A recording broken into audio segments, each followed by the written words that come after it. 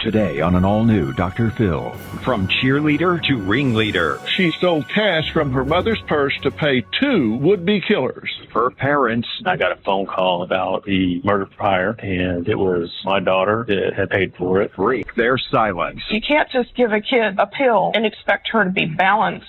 You can't excuse this or explain it away. She tried to have you murdered. A Dr. Phil exclusive.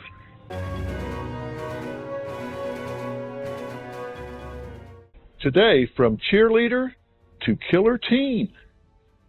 A 17-year-old girl is arrested and charged with trying to hire not one, but two hitmen to commit a double murder.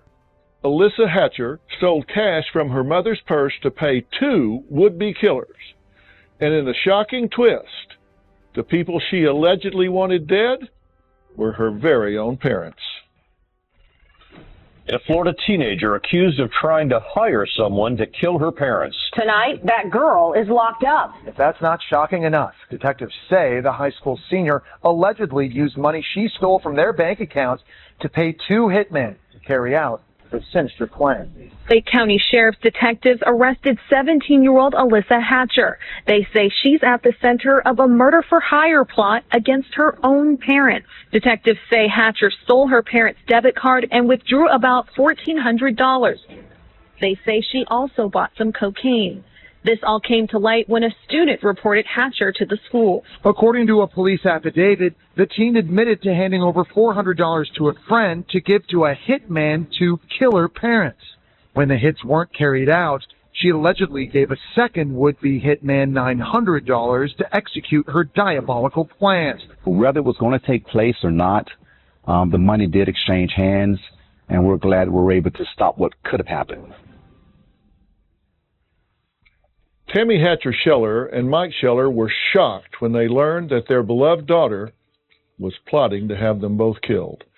So why did she want them out of the picture? Today, in an exclusive interview with Alyssa's parents, they're here to tell their story, and they'll also reveal what happened when they confronted their daughter behind bars. Tell me, in your own words, what's going on. What we feel really has happened to our daughter is, unfortunately, she's kind of got tied up with the use of drugs and alcohol, and her life has just taken a downward spiral in the last 8 months. I mean, she went from being happy and healthy and being involved in her school, being involved with her family, to the complete opposite now. How do you characterize this, Mike? She got in with the wrong crowd and got introduced into the drugs and alcohol. She got your debit card, right? Yes. And she did two transactions? She took out 400 and change, and then... She took 5 out at the ATM. Okay, 5 out the first time? And she spent 100 on cocaine and 400 on the... That's our understanding, yeah. Okay. And then the second time, she took out how much? It was, from my understanding, it was a transfer to a PayPal account. Of how much? 926, I think. 9 and change? Yeah. When did you discover the card was missing? Sunday. Sunday. Before she was arrested. I just happened to be checking my bank account because I was going to make a house payment. Saw the transactions. Okay, you didn't physically miss the card, you just saw it on your activity sheet. Yeah. So you're looking at your activity list and you see $500 and $900, and you have no idea this is your cheerleader daughter taking money out to hire hitmen to murder you. No, not a clue. And how did you learn that?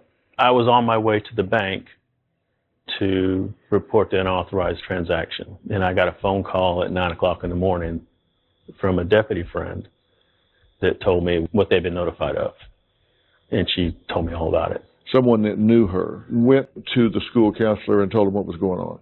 Right. And then they contacted the sheriff's department. What was your first reaction? Shock. And then I got angry. What did she say?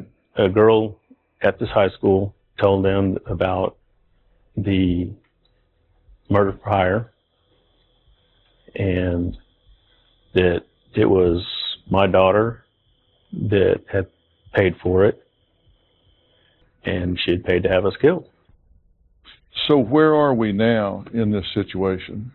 We're in a deep state of shock, naturally, because I don't think anyone really expects that their kid's going to want them dead, like at any point, for any reason. But then, you know, our heart does nothing but break for our kid because we know that she needs real help. And I think she's realizing now, as she's coming off of, like, the drugs and stuff, that she realizes that she made a major error. And I think it's all just sinking in. It's overwhelming for her. I mean, she's apologetic. And, you know, for us as parents now, of course, we stand behind our daughter. We want to help our daughter, and that's really what we want to do. But we don't really know how to help her. So it's like we're just broken. She's broken. We're broken. What do you say to yourself about this at 3 o'clock in the morning when you're laying there staring at the ceiling? I really don't think, you know, there's really words for it, you know, as a parent. I mean, the overwhelmingness of it all is really just disbelief. And for me as the mother, I'm playing a constant rewind of how my kid is, how we've raised her, you know, her heart, her spirit is just crushing because I see the life that she could have had that she's been working for, and she's got goals set and a future in mind, and now it's like we don't know what her future is. We don't know if we're going to deal with a situation where she gets to come home and get rehab and, you know, her mental health taken care of, or if she's going to be locked up for, you know, 30 years to the rest of her life. Well, let me tell you all straight up. I have one agenda here, and that is to make sure that your daughter doesn't get locked up for 30 years, 20 years, 10 years, 5 years. That's not what she needs. That's not going to help her at all. But 50% of the solution to any problem lies in defining it. And we can't trivialize this situation. This is the Alyssa that you know. This is the Alyssa that paid $400 and $900 to have somebody come in and kill the two of you. How do you feel about that? It's really hard. And as a mother, there's a part of me that says, that's not my child and I don't want that child. And I'm not talking about the Alyssa that you've known from birth. Yeah. I'm talking about the one that went and gave $900 to come in and shoot you both in the head. I mean, that Alyssa that's portrayed is the Alyssa that scares the heck out of me and Mike. We only know that it could get uglier and get a lot worse. If she could be released, would you want her to come home right now? No. I mean, I would love nothing more for her to be at home. But as of right now, no. She needs real help. We've asked for real help, but outpatient seems to be the only option that we can get for her, which is help.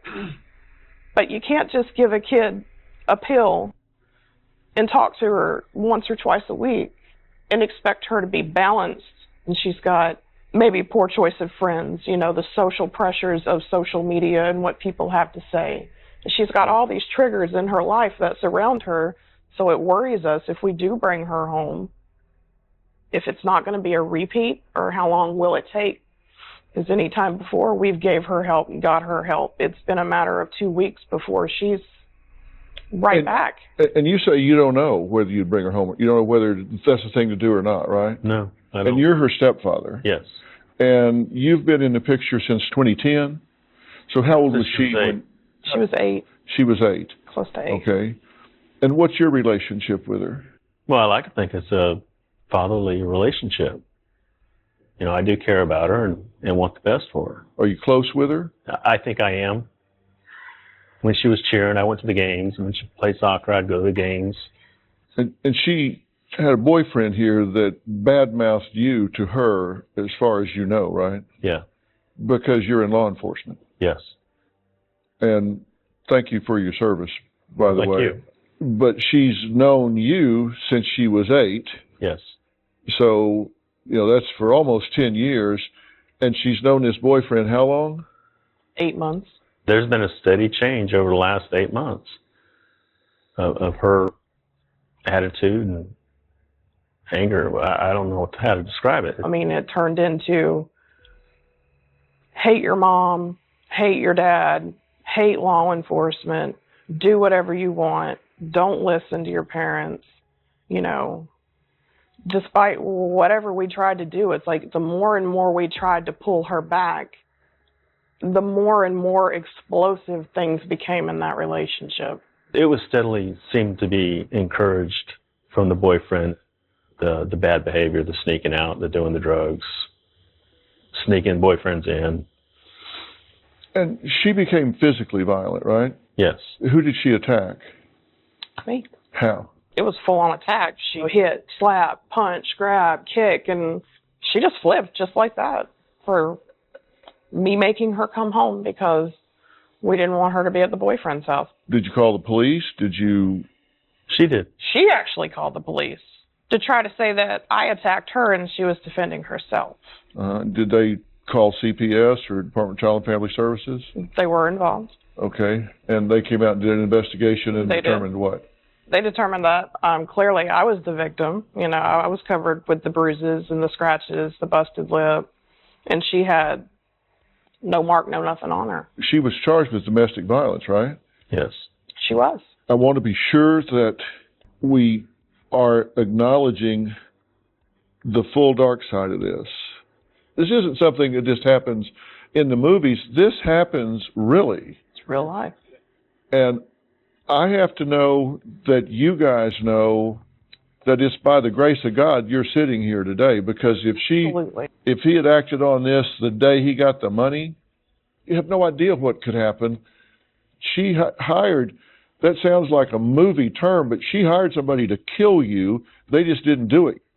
Do you know if this contract is active? Is there still somebody out there that's... The only thing that we have been told was the Monday that she got arrested is that they don't believe that it's an active threat. But as far as guaranteeing our safety, no. I mean, it's very real. What in her mind would she be saying to herself to justify wanting you dead? Coming up. Broken bones.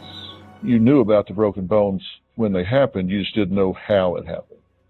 How do you feel about missing that? Exclusive.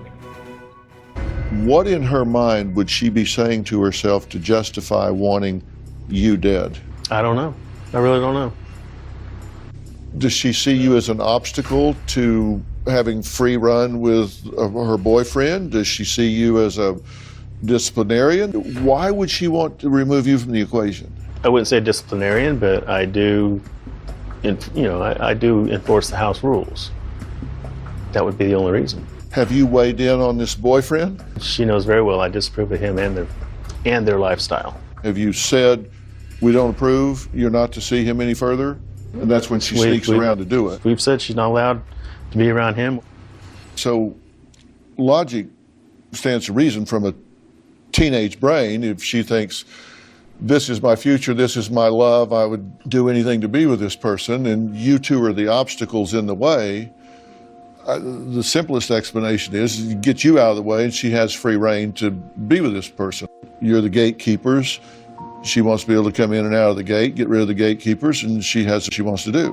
What did you do when she was disrespectful in the beginning? Because you say she was a cheerleader, she was junior varsity soccer. She was described by people at school as sweet, loving, caring. They have said if somebody was hurting or in trouble, she was the one that would go to them. So we've got that child, and then it switches, and she starts to behave differently. When you first saw that happening, what did you do to remediate that? We would base punishment pretty much based on the action. Mm-hmm. It would be more like, you're grounded, you don't get the phone, you don't get the car, you're on restrictions. It was clearly explained what she could and could not do. But did she go to therapy? Did she get help?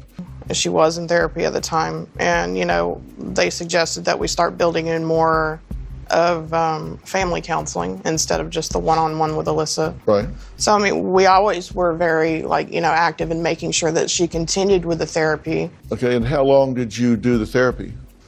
She has been in and out of therapy since she's been 4, but this time around it started up February, March. Yeah. And she's been consistently in therapy since March. Why was she in therapy at 4? Well, my first husband was abusive.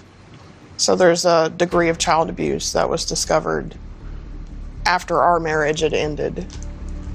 So she started acting out a lot, and I thought best to put her in counseling at that time. Child abuse of her? Of her, yes. In what form? Broken bones, constant belittling. You say broken bones. You knew about the broken bones when they happened, you just didn't know how it happened. I was never there when anything happened. Whether it was she fell or whatever. And was he abusive with you as well? Not with you, just with her. Just with her. And you missed it until he was gone. Actually, my mother was the one that called me to tell me that Alyssa had confided in her about what had happened. Okay, and was he prosecuted for that? He was. Minimally, if you want to say. We did take it through court. And what happened? Basically got a slap on the wrist, got probation, basically. But he was found guilty of what? I think it was 2 counts of felony child abuse. Okay, now, this was not her biological father? No. Okay. And you say there may have been molestation involved, but you're unclear about that because they weren't able to determine that in debriefing her? They weren't able to, no. How do you feel about missing that? I mean, I don't know how more incomplete of a mother you can feel like for missing something like that. I mean, they clearly say, well, all the signs were there, but when your child doesn't act any different, and she's the same child to you, and there's no animosity between her and the stepfather. And how long did this go on? Probably a good year. And my question to you is, this is your daughter that was abused to the point of broken bones for a year on your watch. What do you say to yourself about that? Coming up. Do you want to grab her and shake her? Do you want to ask, what the hell are you thinking? Well, I'm trying to figure out what your logic is inside, because your reaction to this is really inappropriate. Now we turn to a Dr. Phil exclusive. This is your daughter that was abused to the point of broken bones for a year on your watch. What do you say to yourself about that? I can't take it back. You know, I can't erase the time. But, you know, as far as me, I wish it was me, because I feel like part of that has probably led to some of this. How do you feel about that happening on your watch? You failed to protect your child. Yeah, you failed exactly. To see it. How do you feel about that? You know, I don't have words for how I feel about that, other than a complete failure is about the only thing that can explain it in my mind. And like, no parent should ever let their child down, like, ever.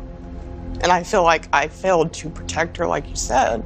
I mean, I wish I had like superpowers that could maybe give me the hindsight that I needed, so I wouldn't have been so blind.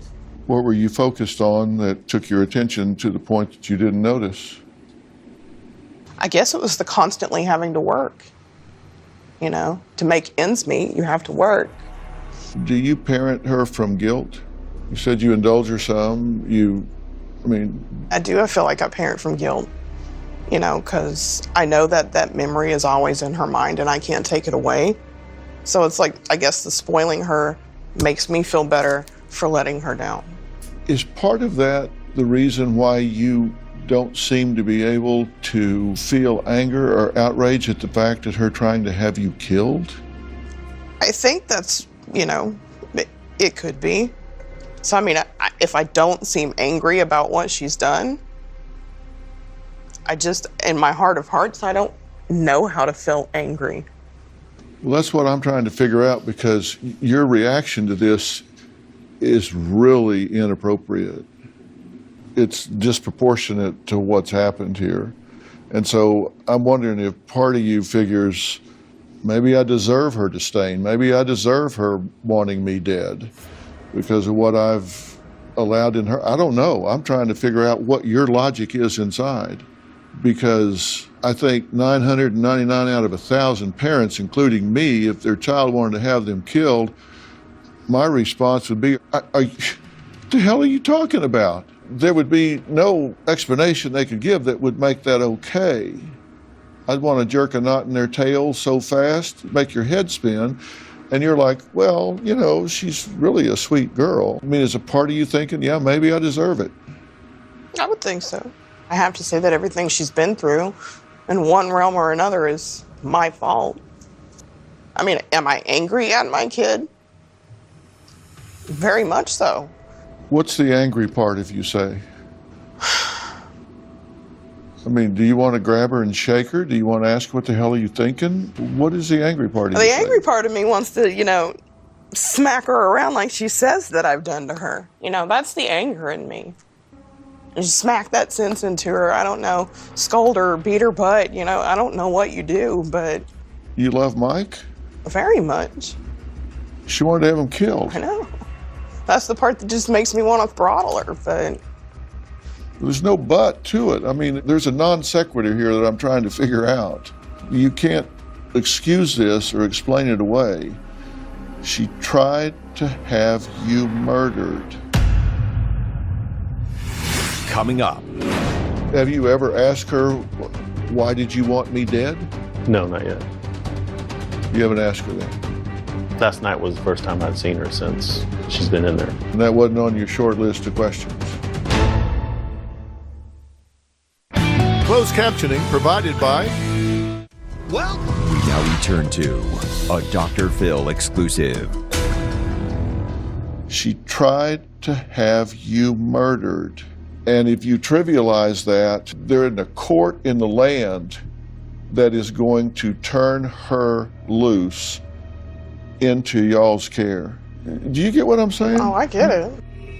I'm not asking you to jump up and bounce off the walls here, but I mean, understand, you've just got somebody sitting there and he or she is saying, okay, what are my resources here? Who are these parents? Do they get what's going on here? Because whatever happens, if I don't lock this child away as a menace to society, what am I turning her back to? And if it's a mother that's saying, well, you know, she's a sweet girl, and a dad that's saying, you know, I don't know why she'd want me dead. I don't know. It's like, what do you know? What I know is that the daughter we have has been taken away by circumstances that we couldn't control. The more we tried, the worse it got. Behavior's on a continuum, and it goes from negative down here to positive, and this is really dark, and this is really bright, and it's the same girl. Mm-hmm. She's just gone down here to the dark end, decided to have you killed, and something has put her down there, and it's going to take a lot of resolve to get her back. First thing that's going to happen is she's going to realize the gravity of what she's tried to do. Mm-hmm. Let's say the moment of clarity hits her, mm-hmm. and she says, oh my God, I tried to have my parents murdered. What kind of human being am I? And she's going to cycle way down. I mean, have you thought about that? Her clarity when this hits her, and she realized, I'm got a big scarlet letter on my forehead. I'm the girl that tried to have her parents murdered. I think that clarity actually is hitting her to a small degree. You saw her last night? We saw her last night. What was her demeanor? Broken. She's like, I don't know who this person is. Something's wrong with me. I'm a monster. Who has their parents killed? And the only thing she can do is apologize and beg for help. Did she apologize? She did. What did she say? From her knees and all her tears, it's crying that she's so sorry, that she loves us, that she would never want us killed. Her story is, you know, she was in a low, the drugs made her do it, she didn't know what she was thinking. But she said, you know, mainly outside of the excuses, she would accept whatever the consequences were. Have you ever asked her, why did you want me dead? No, not yet. You haven't asked her that? Last night was the first time I'd seen her since she's been in there. And that wasn't on your short list of questions? No, I didn't want to get into her case basically with her right in there. Are you curious what she'll say? Yes. They offered her a plea deal, right? That's our understanding.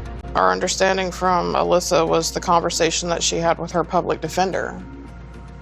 Okay, well, you can't offer a 17-year-old juvenile a 20-year plea deal.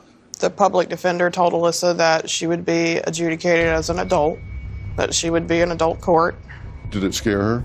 Basically, I guess she tried to tell her that, you could take a plea deal. It was your best option. It beats going to trial because if you go to trial on 2 counts, you're looking at 30 years each. So you're looking at 60 years. How do you feel about her representative telling her your best deal is to take 20 years?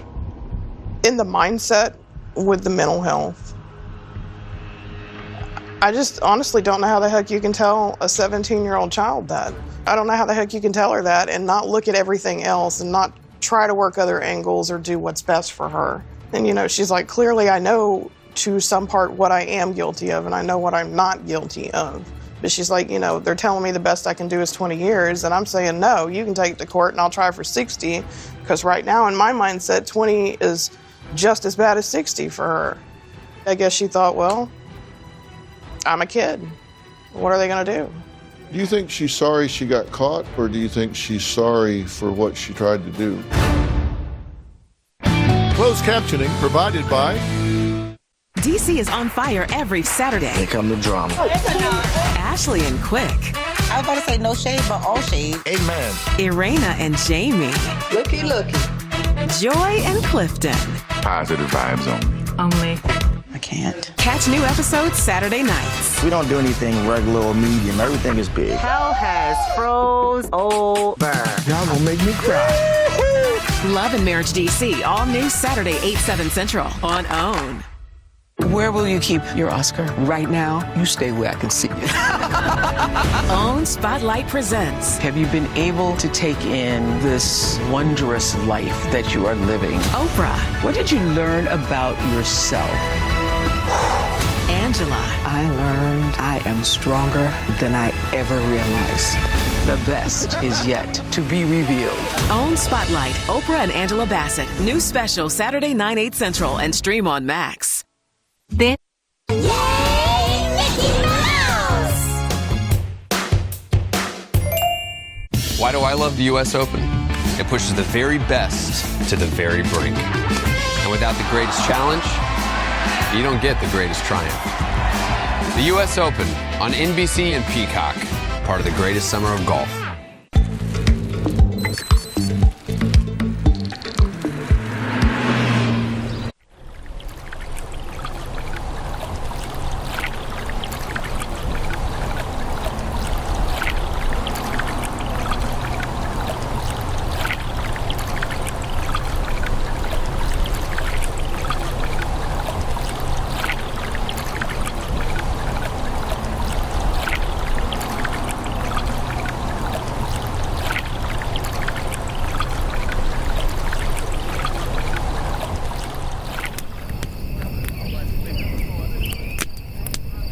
Have you noticed that when you take a picture, you don't look nearly as good as you do when you look in the mirror? Because the mirror is how you see yourself, and the photo is how you're seen. Yeah, that's deep. I gotta be free. I think it's the happiest I've ever been in my life. I don't even know who I'm looking at right now. What did you just say? I did the best under the circumstances of a person who hates people and yet had to be amongst them. Curb Your Enthusiasm, the final season, streaming exclusively on Max. Ready to Love is all new. I gotta put on my big girl panties for this one. So many twists and turns. Hold on, I'm missing somebody. The party is jumping, the only thing missing is you. So many. There's one more thing that I want to do. Oh my God. Surprises. I've had a connection with 10 of the 11. Do you know that there were only 10 women in the process? I can't keep track of all of these women. Oh Lord, it's just a disaster waiting to happen. Ready to Love, all new. Tonight, 8/7 Central on OWN. Now return to a Dr. Phil exclusive. Do you think she's sorry she got caught, or do you think she's sorry for what she tried to do? She's more sorry for what she tried to do. I don't think the getting caught part is what she's so much focused on. I mean, she's clearly saying that, consequences have to be she's accepted that. What drugs do you think she's been doing that you know of? Has she told you? She's admitted to the marijuana. She's admitted to the dab pen and doing the higher powered THC liquid vape, which is still, I guess, marijuana. She's talked about doing Molly, the Xanax. She's talked about doing high doses of cocaine, which she's been, real vague about what could be mixed in or cut into the drugs. She didn't know. It's just more like if they're offered, she'd take it. So, Police said some of this went down at a known drug house. Do you know where they're talking about? Mm-hmm. Yeah. And did she frequent this place? I don't know that. Do you know where it is? Yes. And how long, to y'all's knowledge, has she been doing, marijuana, Molly, Xanax, coke, all of this sort of thing? I've known that she's dibble-dabbled with at least smoking weed, probably since maybe middle school, 8th grade, as a social thing. She's admitted to, smoking it here and there. But as far as the cocaine, the Molly, the Xanax, 4 or 5 months, like pretty hard and heavy. Has she been to rehab or anything to try to get sober, detox or rehab or anything to try to get her off of these substances? She's been at a treatment facility where she's received counseling in depth for 15, 20 days. Has she been diagnosed with PTSD? Mm-hmm. She has. What else? She has bipolar 1. They haven't quite dove in enough to figure out if there's a borderline personality involved, but they do know that she has severe impulse control. They know that she has severe anxiety and moderate depression. And then they said with the drug-induced part of it is where her mania comes in, the manic part of it. It's waves of depression and anxiety for her, but with the drugs, she hits the manic episodes where she reacts violently, apparently, especially with the cocaine. So she's been off drugs, as far as you know. Is she coming down? Is she crashing? She spent a hard 5 days coming down. Mm-hmm. And now she's definitely more coherent in conversation. She's getting, the flashbacks of, things that did happen. Leading up to this, had you noticed her being particularly manic or particularly depressed or zoned out or anything at all? She would go through waves of the anxiety. I guess you'd say when she got back on her feet, she became more of herself, filling out college applications, wanting to do scholarships, she was definitely more herself. She was on her medication, and then she just flipped. If she was out today, let's say she was out on bail or they put a ankle bracelet on her and sent her home, would she reach out to this boyfriend? Cheerleader tries to hire hitmen to kill parents. A Dr. Phil exclusive. If she was out today, would she reach out to this boyfriend? I do not believe that she would reach out to him. I believe that he would try every way necessary to get to her. Have you considered getting a restraining order against him? We've tried numerous times to get restraining orders put in place. And what was the response? Unless Alyssa says that she feels threatened or harmed, as a parent, you can't do anything. I think this is a very complex situation. I can't trivialize what your daughter has done. She has to understand the full weight and gravity of what could have happened here to ensure that she doesn't ever consider anything like this again. I don't think your daughter is a monster. There are certain personality types that sometimes they're born this way, sometimes something happens and a switch is flipped, and they're just irredeemable psychopaths. I absolutely do not believe that's the case here. I also don't believe that she wanted you two dead, because I don't believe she understood the gravity of what she was doing. Did she understand she was paying somebody to kill you? Yes. Did she understand what that meant? that one day she would wake up and your corpses would be laying there? No. There's one thing I know for sure, and that is when children's brains get subjected to drugs, their mental and emotional development is arrested at that point. Now, we know that at least at the 8th grade, she started playing around with drugs. I believe she's functioning at an emotional age of about 11 or 12 years old. Everything I can see points to that in terms of her problem recognition skills, her problem solving skills, her ability to regulate her emotions, her impulse control. You know, a child's brain is not finished developing at least well into their 20s. And at 17, their brain is actually pruning itself back. It's actually changing. It's like pruning a hedge. It's changing inside. And then you put Xanax, Molly's, marijuana with the THC, and cocaine. It's just like opening up your hard drive on your computer and pouring water in there, and it starts short-circuiting, and you get nonsense on your screen. I've looked at what you're saying that she's taking, and this PTSD that I have no doubt, if you take a child and break their bones and everything leading up to that, and they feel powerless to resist that, it really changes who they are. And if you think for 1 second that locking her in a cage is going to fix any of that, all that's going to do is put her around people that are really good at being criminals.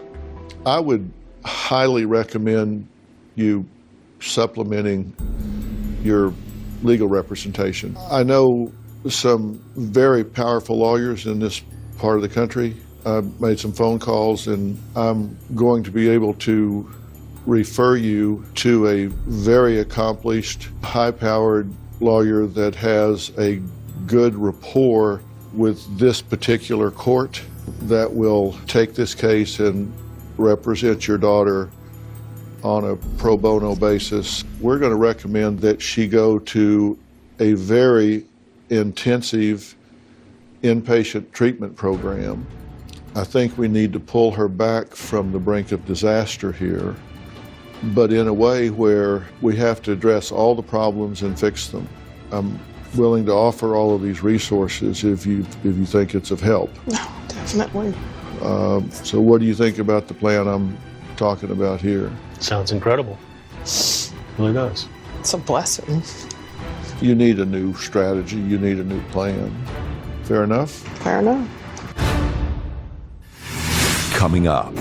This is a girl who's not got a crime problem, but has a drug addiction. Was she leaning into the help? It took some time with her to admit that drugs have caused her life to spiral out of control. Closed captioning provided by... Our firm handles several high-profile cases throughout the state of Florida. Dr. Phil contacted us to find out who would be the right fit, lawyer-wise, to represent Alyssa Hatcher, being that she's a minor and only 16 years old.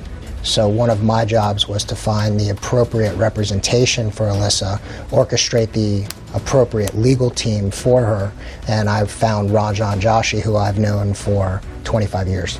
He's an empathetic lawyer and an aggressive lawyer, so we thought that he would be the perfect fit, and rightfully so, because he was able to negotiate a very good deal for Alyssa Hatcher. When Rajan came on board, Alyssa was being charged as an adult and facing decades behind bars in the state of Florida. How did you get involved in this case? Well, I was contacted by a really good friend of mine. He called me up, explained to me the situation, and told me that you were involved, and asked me if I'd take it on pro bono. And it was the right cause, it was the right reason, and the right client. Thank you so much for getting involved in this, because you're right, this was getting ready to go down a wrong direction, and it, I think, was going to ruin this young woman's life. But when you came on board, what was Alyssa being charged with? She had been arrested for 2 counts of solicitation to commit murder. Right. She'd been charged with credit card fraud, 2 counts, grand theft, petty theft. So when I got involved, the prosecution was looking to charge her as an adult. Did you think that was fair, appropriate, right for her? Given her circumstances, it wouldn't have been the right call in this particular case. This is a girl who's not got a crime problem, but has a drug addiction. She was an honor student a year before this. She was a cheerleader. She was a varsity soccer player. So she's someone who had all the potential until she got involved in drugs, and then it just led her on a different path. How did you get this off the path of being charged as an adult and onto the path of being treated as a juvenile? What did you have to do? What I had to do is I had to present the facts to the prosecution that this was a client who needed drug help rather than punishment. This was someone who loved her parents, who had an addiction that was so strong that she was willing to do anything to protect it. Just so people understand, what difference did it make in this young woman's life to be charged in the juvenile system instead of being charged as an adult?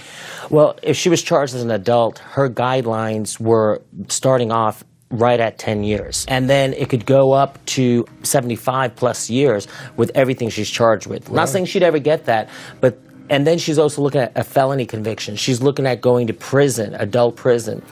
Right now, fortunately, she went into a juvenile detention facility, and she's going to be out in 9 months.